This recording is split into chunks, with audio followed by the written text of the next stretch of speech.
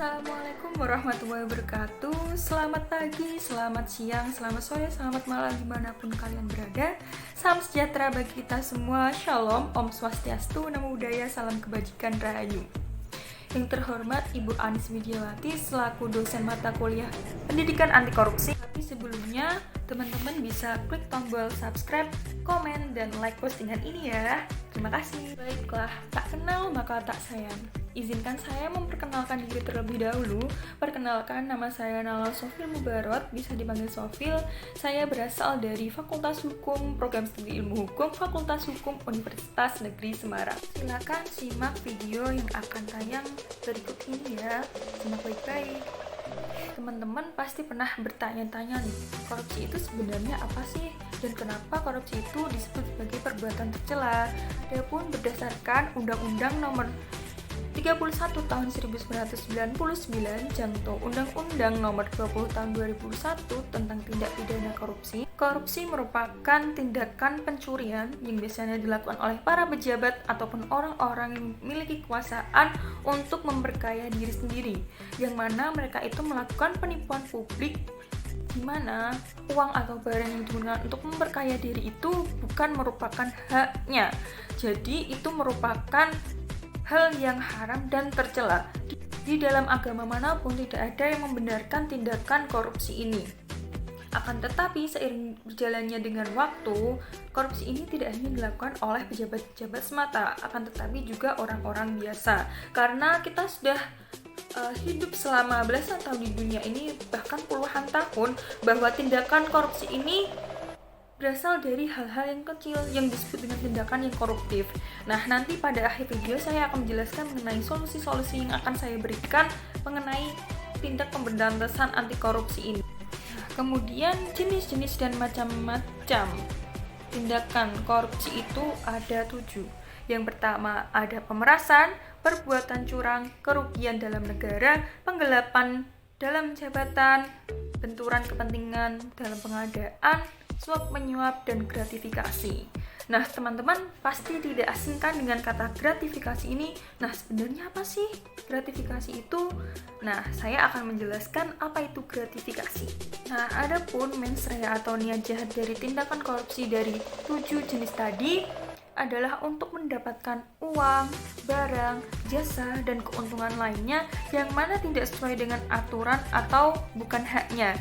Nah, biasanya ini dilandasi oleh rasa rakus atau tamak ya. Selanjutnya, gratifikasi. Nah, gratifikasi ini sendiri merupakan istilah untuk menyebut pemberian dalam arti luas, baik itu berupa uang, barang, jasa, diskon, voucher belanja, ataupun yang lain yang mana itu bisa dilakukan di dalam negeri maupun luar negeri, baik melalui transaksi elektronik maupun manual. Kita ketahui bersama 7 dari jenis-jenis tindak pidana korupsi tadi yang sering kita temui adalah gratifikasi dan pemerasan serta penggelapan. Adapun pemerasan ini bisa berupa pungutan liar. Nah, kita kan sering menjumpai misalnya ada pembuatan EKTP yang meminta imbalan atau uang yang tidak wajar jumlahnya, itu bisa termasuk sebagai tindakan korupsi. Karena seperti yang telah kita ketahui bahwa pembuatan EKTP itu dilakukan secara gratis. Nah, akan tetapi jika ada oknum-oknum ataupun petugas-petugas yang minta imbalan lebih, itu bisa dilaporkan kepada pihak yang terkait untuk ditindaklanjuti karena itu merupakan perbuatan yang tercela. Kita merugikan masyarakat kita sendiri. Kemudian mengenai gratifikasi. Telah saya singgung sebelumnya bahwa gratifikasi itu adalah pemberian dalam arti luas, baik barang, uang, jasa maupun bentuk-bentuk yang lainnya. Nah, ini tuh sering terjadi di daerah kampus maupun lingkungan sekitar yang mana mahasiswa jika sedang melakukan skripsian. Nah, sidang itu membawakan misalnya makanan ataupun minuman yang mewah dan banyak kepada dosen penguji ya. Nah, ini juga termasuk sebagai bentuk gratifikasi, makanya harus kita hindari mulai dari sekarang. Itu pendidikan anti korupsi itu sangat diperlukan, bahkan pada tingkat sekolah dasar pun pendidikan anti korupsi ini harus ditanamkan. Bahkan sebelumnya keluarga di rumah itu juga harus menanamkan kepada anak-anaknya, kepada cucu-cucunya, itu tindakan anti korupsi. koruptif sejak dini. Karena tindakan korupsi ini bisa terjadi karena lingkungannya, kualitas pendidikan seseorang itu tidak menutup kemungkinan orang tersebut itu melakukan tindakan kejahatan seperti korupsi ini.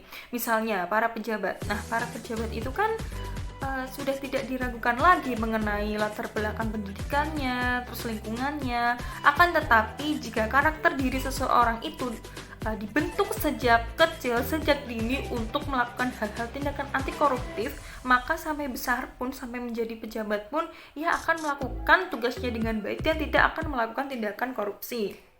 Teman-teman ada yang mengenal Bapak Surya Dharma Ali, mantan Menteri Agama Republik Indonesia tahun jabatan 2014-2019 kalau tidak salah ya.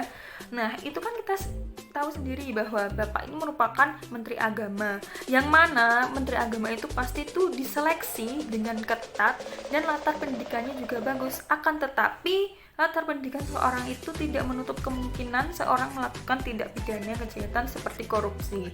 Nah, maka dari itu mari kita tanamkan bentuk-bentuk tindakan anti koruptif sejak dini kepada adik-adik kita, kepada teman-teman kita, dan kepada keluarga kita. Karena karakter seseorang itu tumbuh sejak ia berada pada naungan keluarganya. Lingkungan juga perlu. Untuk teman-temanku semuanya mahasiswa, untuk memilih teman itu harus lebih selektif dalam memilih dan memilah. Sering kita tidak sadari bahwa perbuatan korupsi ini berasal dari hal-hal yang kecil terlebih dahulu yang sering kita alami ya. Yang pertama, molor. Molor dalam artian ini adalah ngarat ya, bahasa gaulnya sekarang itu, anak zaman sekarang ngaret. Pasti kalau misalnya kalian punya teman janjian ataupun bahkan kita sendiri tuh bahkan sering melampaui batas dari jam yang diperjanjikan.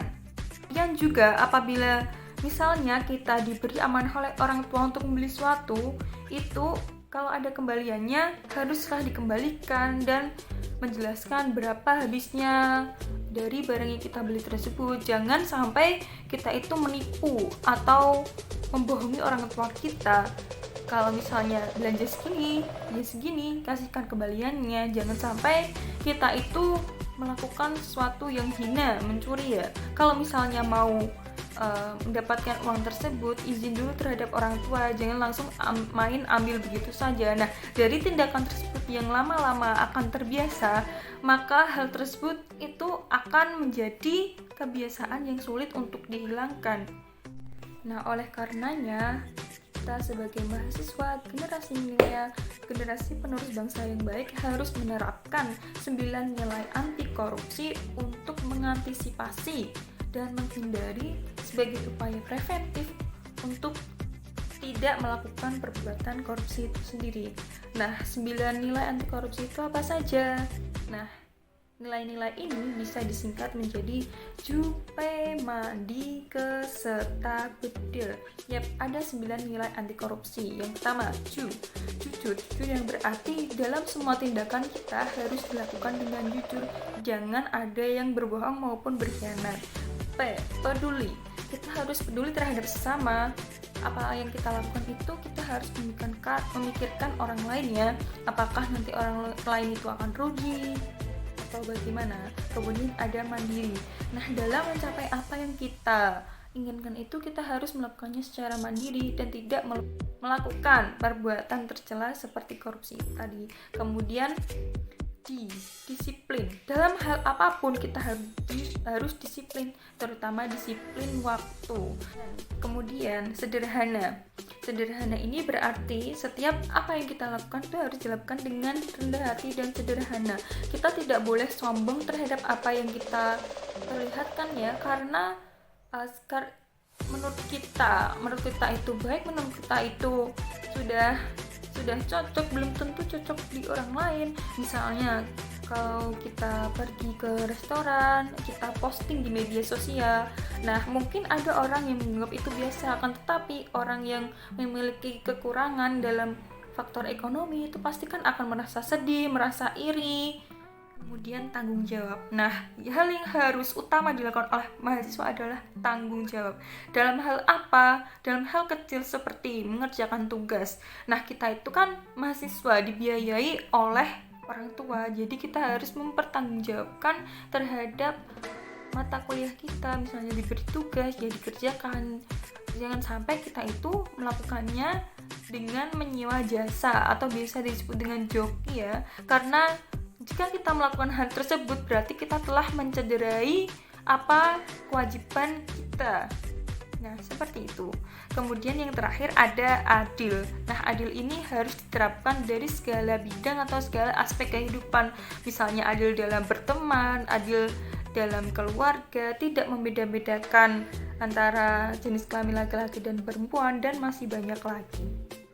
Nah, itu merupakan 9 nilai anti korupsi yang harus kita terapkan dalam kehidupan sehari-hari kita supaya kita terhindar dari perbuatan korupsi. Dari yang telah saya paparkan tadi mengenai pendidikan anti korupsi, apa itu korupsi, macam-macam korupsi, pengertian gratifikasi, serta 9 nilai anti korupsi, maka kita itu harus menerapkannya terhadap diri kita terlebih dahulu, dari hal-hal yang kecil dulu, kemudian baru kita amalkan kepada orang lain.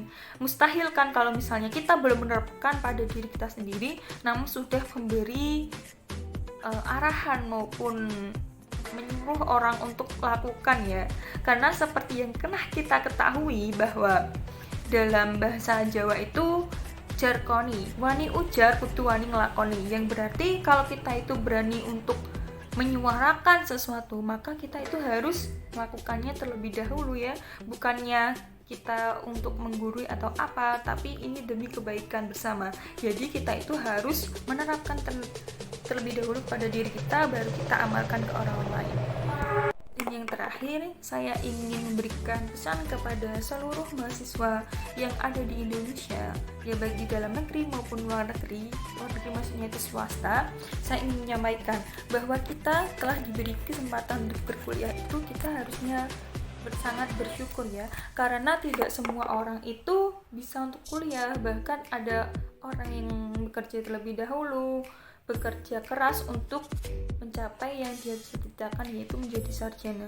Oleh karena itu, karena kita diberi kesempatan untuk berkuliah, maka lakukanlah tugas dan ataupun kewajiban itu dengan baik. Misalnya mengerjakan tugas tepat waktu, tidak telat ataupun bolos kuliah, serta memiliki teman yang baik. Jadi pintar-pintarlah dalam memiliki teman, karena kualitas lingkungan seseorang itu menentukan karakter ataupun pribadi orang tersebut. Apabila temanmu itu membawa pengaruh yang baik padamu, maka bergaulah dengan dia. Akan tetapi jika ia membawa pengaruh bagimu, maka tinggalkanlah. Akan tetapi yang perlu diutamakan untuk menjauhi tindakan korupsi ini adalah dengan membentengi diri kita. Membentengi diri dengan apa? Dengan iman dan takwa serta kebersihan hati. Dengan iman dan kepercayaan bahwa kita diawasi oleh Tuhan Yang Maha Esa apapun yang kita lakukan. Jadi kita memiliki hati yang mana bisa membedakan mana perbuatan yang baik, mana perbuatan yang buruk. Jadi ketika kita akan melakukan sesuatu, maka sesuaikanlah dengan hatimu, apakah ini perbuatan dengan jalan yang baik maupun jalan yang buruk. Kita sendiri yang mengetahuinya dengan memiliki hati nurani tersebut. Nah, cukup sekian yang dapat saya sampaikan. Semoga apa yang telah kita pelajari hari ini bisa bermanfaat untuk kita semua. Wabillahi taufiq wal hidayah wal inayah. Wassalamualaikum warahmatullahi wabarakatuh. Terima kasih.